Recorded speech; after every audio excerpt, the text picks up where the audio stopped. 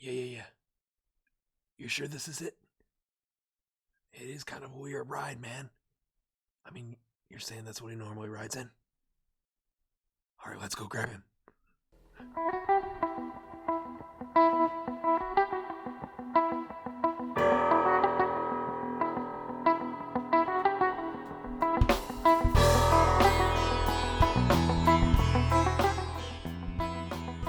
Hello, my friends. Welcome into episode 2 of Turf Moor Tiki-Taka.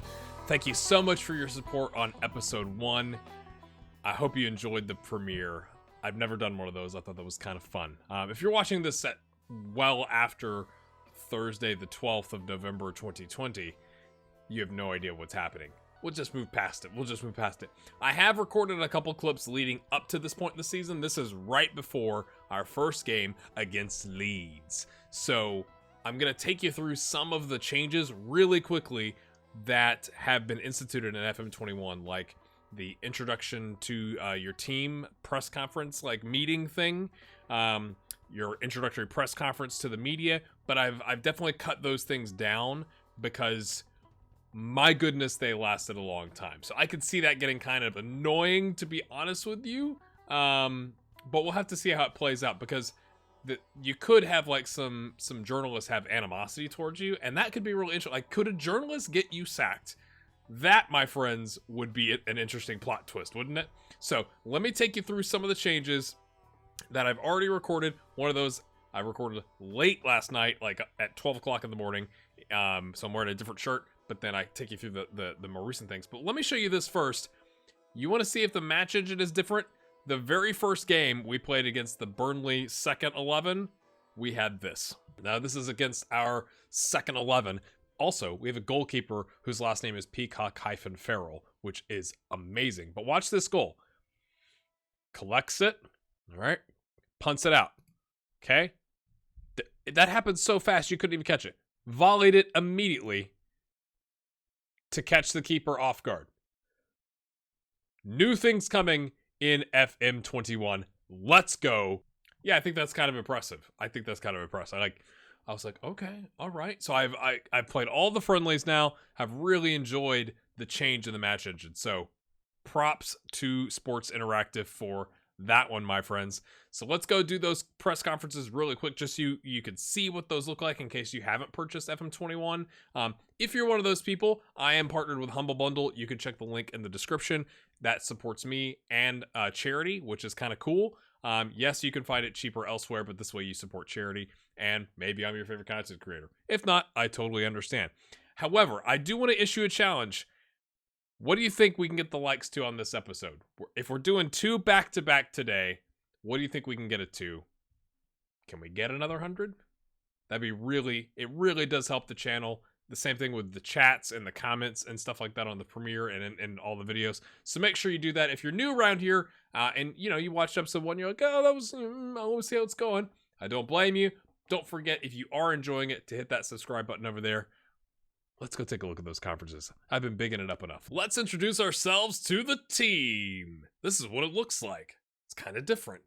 Text a little small. Let's get right into this, because this is one of those new changes. They've changed the press conferences, and obviously they changed the meeting conversations as you have with your team. There's a way that you can call in just the team leaders. That was something that was not leaked, but released by Miles and the FM team prior to the beta coming out.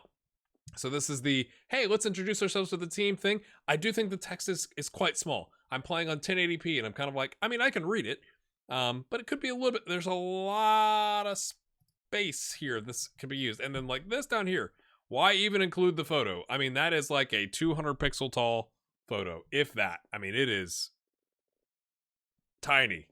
So I only have one option, right? Because we're being positive, but I do think it's interesting. You can kind of see all the reactions and downcast already for a highly influential player, which is kind of interesting. Overall meeting atmosphere, neutral. Quite cool. I want to take the opportunity to introduce myself as the new Burnley manager. Exact same thing you said in FM20. Let's go. Okay, people are encouraged and agreeable. It's not green. Shouldn't it be green? Slightly positive. You could argue that it's like the yellowest of greens. But anyway, Ben Mee, with his injury, on behalf of the team, I'd like to welcome you and look forward to playing under your management. All right, and now look at the options. I knew, like, they've talked about the increase in options. You do need to scroll over here, okay, so you don't miss some of these. Talking about all types of things. So I can, and it's noting, it's giving you a giant heads up here. If you click this, it's going to like count as a promise to the squad, which presumably, if you don't do something about, they'll be pretty upset about. Anyway, I don't think I need a gesture every time. That's a great response. Thank you. All right. Overall, you get the summary. So Phil Bardsley, who came in a little iffy, is reserved. Tarkovsky is neutral. Everyone else is either content or encouraged. You're getting an immediate reaction. This seems very positive. I'm sure when you're having a team meeting about people being upset, it's not so positive. All right. Okay. This is new. Well, we'll get some fancy chairs. All right. Tiny room, but fancy chairs. Not really fancy chairs. Fancy from a, oh, there's chairs. Not fancy from a, anyway.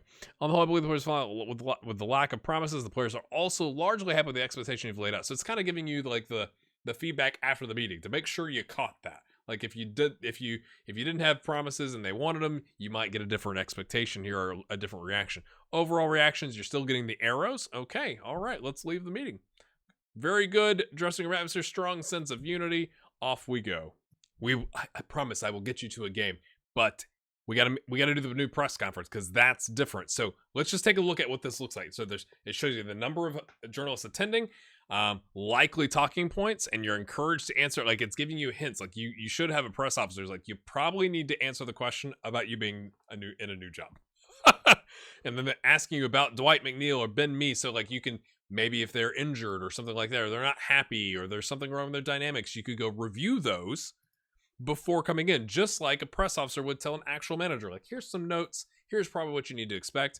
And it's got their influence nationally and local. I don't know right now because it's late and I can't remember what that ends up impacting. So it kind of tells you the scope of this press conference, where it's being held, so on and so forth. So this is a different look. Again, it's one of those things that I've noticed. Again, I haven't gotten to a game, but it just seems across the board like there are general improvements, right? So there's different backdrops for the scene, right? So the scene that showed the meeting room that was quite tiny, but the meeting room, so it feels like in 2020, the year that was 2020, getting a massive new feature might not be really achievable because that development team wasn't working together, but getting widespread like overall improvements, like quality of life improvements, seems like a very good thing. What do you think? Let's kick this off with a question from Michael Geddes from Sky Sports News. Welcome, first of all, grey hair. I'm so sorry. How do you feel sat here as the new Burnley manager? Okay, so we still have these. Smile warmly. Okay, outstretched arms. Praise, smile warmly, a genuine smile, endearing oneself to the room, open arms, spreading open. Okay, lots of ways to use your arms. There's arms everywhere. Spread open in a disarming manner, or outstretched in praise, or just smile warmly. I'm gonna smile warmly. Ooh, it's an honor to be sat here in front of all of you.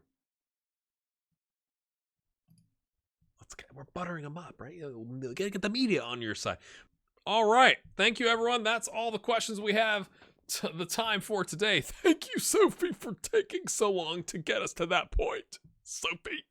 But it does show you, because I've answered their questions, now we got mostly encouraged, 2 slightly positives, and I'm sure that comes into impact you later, like if you're in a rut or something like that. So continue the summary. You get a summary of that. Very good. No relationship, but it's giving me a green. So I'm assuming... Ooh, the board didn't give you any instructions on questions to avoid answering. Oh, that's interesting. Wonder when that comes in. Like, hey, they ask about this.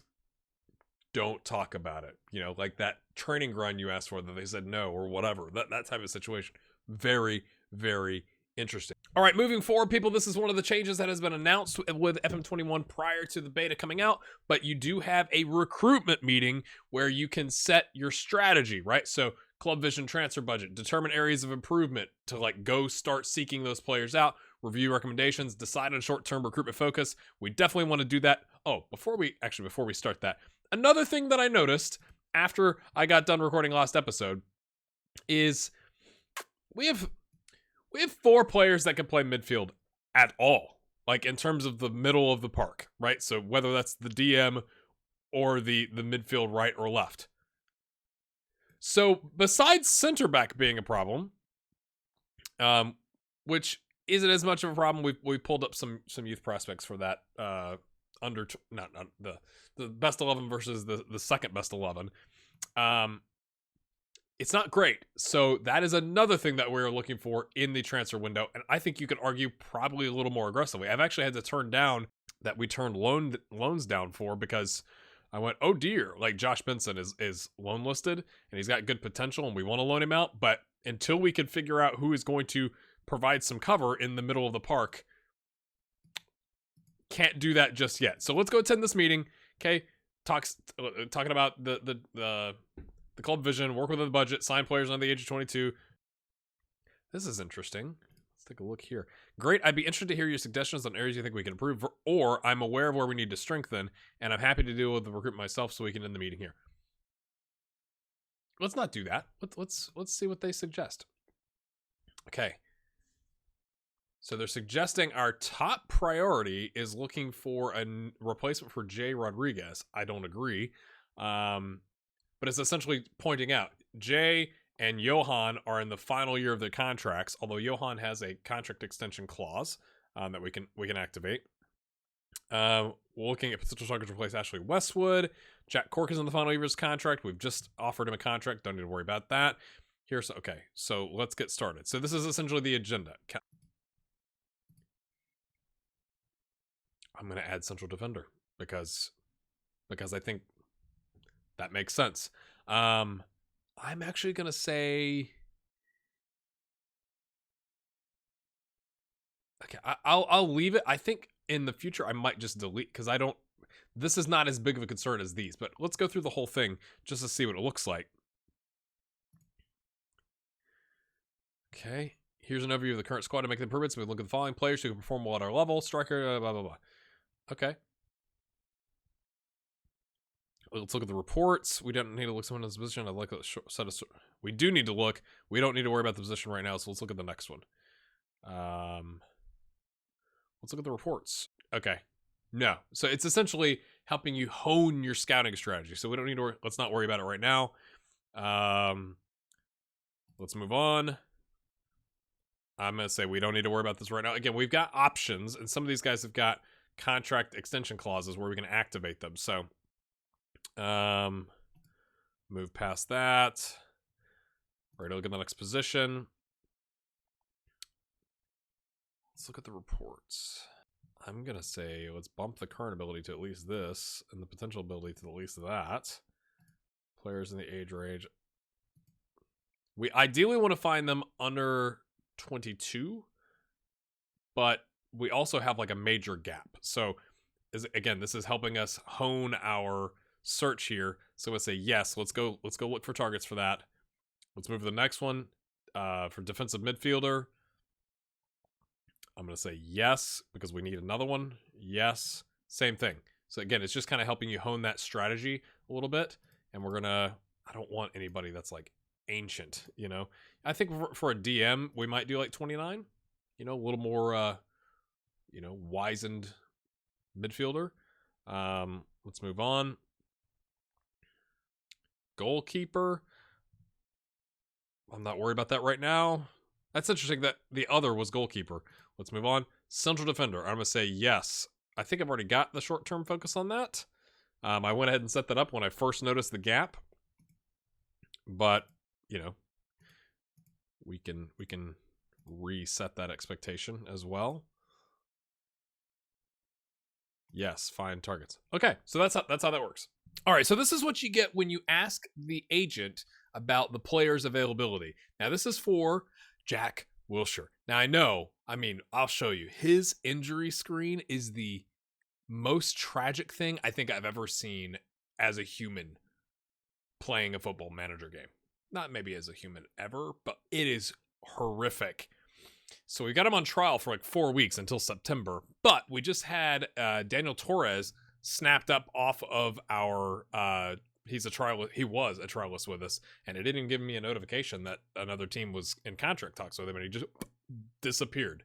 So I don't want to I've been looking for other midfielders, and we only have, if you factor in if we want to sign 2 players at 40 or 50 grand, we only have about 8 or 9 million in transfer budget because we'd have to adjust. So I thought, I mean, you can't really beat a free, can you?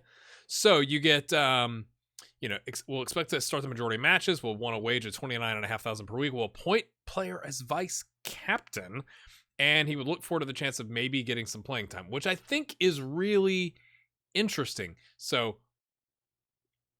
it seems like those things are at contrast, right? Would expect to start the majority of matches, and he would look forward to the chance of maybe getting some playing time. But I mean, $29,500 with no transfer fee it almost seems too good to pass up. When you look at the report, he's our best midfielder. He's also our best attacking midfielder. Now, again, I'll show you. I mean, that is so bad. Oh my goodness, that is so bad. Now, it will probably, I mean, it's bad. Like, it is bad, right? Like, I don't know if we should show his, like, I sprained my ankle, history, but obviously these are known incidents, horrible, horrible, horrible things, and it's a gamble, but it's a gamble without a transfer fee, and I think he's kind of worth it, so we're gonna go ahead. What about the team captain stuff? I haven't done anything with the captains. This has taken a lot longer because I'm learning as I'm going, so I'm going to be pressed to get this out in time for you to see it if we hit 100 likes on that other episode, but you are here in that case, so let's take a look here. Jack Cork's down here on 11 and 17. I actually am not going to be disappointed if we swap him out. Like, I'd take a Ben Mee. I don't think Phil Barsley's going to play enough. Ben Gibson's on loan. Chris Wood maybe, but okay, give me a Ben Mee and then give me Jack. I'm not overly concerned with that. So let's see what we get here. Regular starter, immediate, vice captain, anything else. You can fund a coaching course. That seems new. Or maybe Jack is just special and realized he's not going to play very long because his body is saying no thank you. Well, I'm just curious what he wants. He wants to play midfield center as a deep lying playmaker. Not going to do that. But if that's what he wants, that's pretty easy. $29,500, 2 years, he'll be 30. None of this really bothers me, like 1, 2, 3, 4, 5. Let's save some money here. How about that? Boom. All right, my friends. Yes, it's true. We've signed Jack Wilshere. So we started off with like 11.4 in the transfer budget, 11.4 million. We had to dump some into our wage budget a little bit. But let me kind of walk you through the transfers that we've added to the team here. So, oh man, this is so much faster. First things first, we have loaned out a couple of, small players for us. We did sell this guy. He was valued at 165 grand, and they offered 600 or 700, and I got him to like, if they don't get relegated or if they win promotion, whichever one it is, if they win promotion with no time limit. So if they ever win promotion while he's there, they owe us 100 grand. I thought he's a 28, like he's 1.5 stars. I mean, you go like, 700 grand, you're Burnley, but like when you've got 11.4 million in the bank, 700 grand is not a small amount of money. So, that was cool. And then I noticed our backup right back is 35. And so those were the 3 areas that I was really trying to like take care of as we were working through things. You also have to consider that the board wants us, this is a shorter term save, but the club vision includes signing players under the age of 22 for the future, and all that good stuff. So like, if I'm going to ignore the direct football, I feel like I need to hit on one of these to kind of try and keep them at least somewhat happy, right? Maybe they won't care once the results hit. Then, my friends, we picked up Paolo Giglione. Take a look at Paolo here. Worth $7.5 million. We paid 4.5, rising to 5.25 if he gets 50 appearances and all that kind of stuff. I'll try to remember to put the thing right there for you. But let's get rid of that. You could pause and go back when we could take a look at him right now. So we picked him up from Genoa, who got him on a free and then loaned him out a couple times, down to Serie B twice, and then Frosinone also in Serie A. But he's not like that 5-star. If you watch my Reggio Adace save, he's not Io Ibrahim just yet, and he doesn't really have the potential to be, but he's 23. Here's the thing, people. Here's the thing. Matt Loughton is 31. So it's not like Matt's bad. Matt's going to be our starter. Good for you, Matt. But he's 31. So, like, these physicals are eventually going to give out on us. And he's only got a year left on his contract, and we don't have the opportunity to extend him. Well, we could offer him a new role, or a new contract. But you know what I'm saying. Do we really want to? Do we want to sell him in the winter window? And then behind, you've got the now third best right back is a midfielder. That's not ideal, right? Like, that's not good. And then Phil Bardsley, who is 35. And yes, notice the red arrows. This is why, like, this guy's going to be here for the first half of the season, and then he's not going to be seen of again. It's just reality. And so I wanted to get one of those. I was really wishing that Paolo was 21 to help us meet what that board wants. But I think he's a great pickup. He's got some potential to increase, and he's not going to physically fall apart tomorrow. So there's that. And then this was interesting. So I originally went after this guy from a just transfer, offered $2 million total, all in to Stuttgart, and they accepted. And then in the contract discussions, I excluded from negotiation the, if he plays 10 games, it goes for whatever. Like the salary jump is significant. And then if he plays 15 or 20 games, it was even more significant. And straight up walked away. Like, didn't even want to talk about it. And he was on loan at Darmstadt in the second Bundesliga. And then I saw the option under here to essentially take over the loan, which I don't know if it's a new thing. I've never done it personally. And Stuttgart took it, and he was interested because it meant he could get more playing time. Because I went after he rejected the contract discussion, I went back, several more times. Stuttgart was like, "Yep, sure, fine, we're agreed. You go talk to him." And he's like, "Didn't want to talk. I'll take over your loan." Oh, okay. So my hope is he's on a long-term deal with Stuttgart. I'm hoping we can kind of he can get past that, while he's on loan here, he could fall in love with us, and then we could buy him for $2 million. Because then he's going to be 19. He's got exceptional potential. So it's like we want him to develop, but not too much.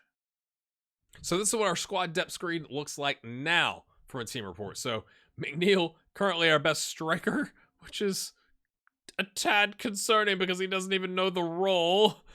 Chris Wood, J.R., all the attacking options haven't really changed, except that you've got Jack up here who can play either side of the wing. Obviously, he's our second best midfielder now, although Jack Cork is our best DM, so he's going to play there. And Wilshere and a host of Westwood, Stevens, Brownhill, those guys are going to take over on the rotation options here. We have Taylor, Peters. Ben Mee can play like a no-nonsense left back, but he's going to play center back for us with Tarkovsky. We have some other options here. I'm still looking at potentially bringing in some folks. Obviously, these ratings are not accurate, which is interesting. This is a guy we have in on a trial. So we're still looking to add to the center backs if we can, but we may end up just sticking with Tarkovsky, Ben Mee, and then rotating these other options that can also play left or right back. Kevin Long being one of those. Jimmy, who's not a 3.5 star. Jimmy Dune. Even Clinton here in a bind could play it. Not very well, but he could. And then on the right, you've got Loughton and Paolo, and then Bardsley, who is going to slowly disappear. So it's not been massive. It's not like we spent hundreds of millions of euros. We didn't have 100 million euros to spend. I am thinking we may try and sell Matej. Just isn't really going to make it. If we could cash in 7 million right now, I'd probably take it, even though we spent 12.5 and didn't get much out of him. he's just there, and that would free up some cash to go do some other things. So that's where we're at right now. And then I brought in this guy because his name was Wesley Mustache. I mean, we have to, I almost am just going to sign him. Here's the hierarchy, and 3 players support me. Get in. Stevens, Jack Wilshere, and Paolo. So 2 of my signings and this guy. And nobody else really cares. That's fantastic. That is fantastic. Our Italian signing and the guy who just came in on loan are way outside the social groups. But, it's okay. Let's take a look at the friendlies. We had some kind of surprising losses, not going to lie. I'm a little nervous about the 4-3-3 Tiki-Taka, but we've committed. We've named the series this so that I cannot change it. So off we go. We also smashed Bonnie Rig Rose with a missed penalty, 9-0. They're tiny team. It's been okay. It's not been fantastic, especially when you consider we lost to St. Gallen and we were favored pretty heavily, and we drew with Silkport. But I was rotating a lot. So we take on Leeds today in 10th. What am I saying? We take on Leeds Day at the start of the season, and we've drawn Carlisle, which is in reality and in the save. I'm getting used to England. Forgive me. And there's also this guy. I knew there was another center back that he just hasn't signed. So they've got him transfer listed for $2.5 million. So we offered like 1.5 plus over 3 years $1 million because that's what's going on right now. In reality, teams are stretching those payments out, and the selling teams are like, yeah, that's fine as long as we get paid. That's fine. It goes on our books as profit today. That's cool. But he'd be the second best center back at the team if he signs. So, hello, my friends. I know I promised you a live comm today, so I apologize for that. I'm realizing as I'm editing this that the episode was going to be about 45 to 50 minutes long, and I think it makes more sense to focus this on the press conferences, the team meeting, and those transfers. I would really like to know what your thoughts are on Jack Wilshere. The next episode will be out tomorrow morning at my normal time, which is 7 a.m. Eastern, 12 p.m. UK time, and then you can make your adjustments based on wherever else you live based on those 2 factors. I'm taking into consideration that as part of editing tonight, I need to finish getting us to 10 years into the future with Reggio Adace, which is my previous save, because that's going to be the first thing that I go over on the live stream on Friday. So again, follow me on Twitter or join the Discord so you know when that live stream is going to go up. And then again, episode 2.5/3 will be up tomorrow morning with Leeds United and Carlisle in the Carabao Cup. See you then. Hit that like button. Can we get back to 100 or whatever else you all think? And I can't wait to see your comments. Thank you so much for being with me this afternoon. We'll see you then.